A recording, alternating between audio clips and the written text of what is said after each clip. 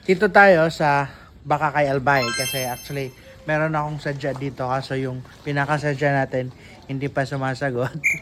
Pero ito, inuna na natin kasi dati na to tumawag sa atin. So si Sir binibenta niya yung itong dalawang sasakyan niya. Pero sabi ni Sir, sana Sir makuha sa magandang presyo at direct buyer para at least hindi rin masayang kasi unang-una itong Nissan Navara niya na 2019 nasa 32,000 pa lang yung odometer, first owner siya and bihira niya lang gamitin, gamit niya lang kapag nauwi siya dito ng Pilipinas. Pero actually ngayon for good na si Sir, kaso ito binibenta niya na kasi di naman niya na nagagamit.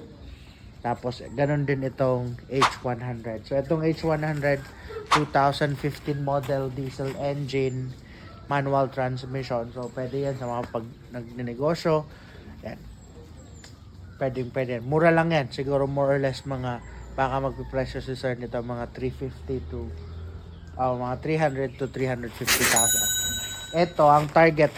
Ang target ni Sir dito is 750,000. And yun nga, ang pag-uusap ni Sir sana direct buyer ang makakuha kasi para hindi naman bumaba masyado yung presyo kasi ipapatayo niya daw dito ng apartment.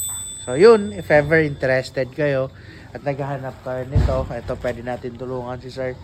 Pwede nyo to silipin at least direct pa from first owner. First owned yung sasakyan. Wow! Tapos kita nyo naman, may garahe siya, secured yung garahe. And yun, syempre may mga minor scratches, wear and tear ng sasakyan since syempre second hand ng 2019 model, di naman yan maiwasan. Pero sa engine niya, sa comfort niya, sa driving, wala pa magiging problema.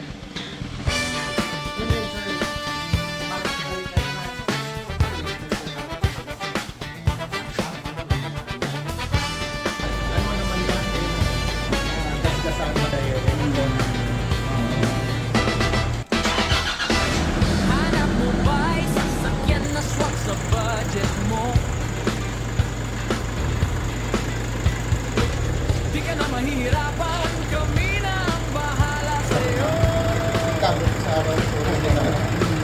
From city drive hanggang long ride sa probinsya. Sa Bicol Auto Search, panalo ka na agad, diba?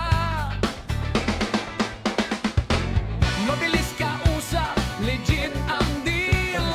Quality units, ramdam mo ang thrill.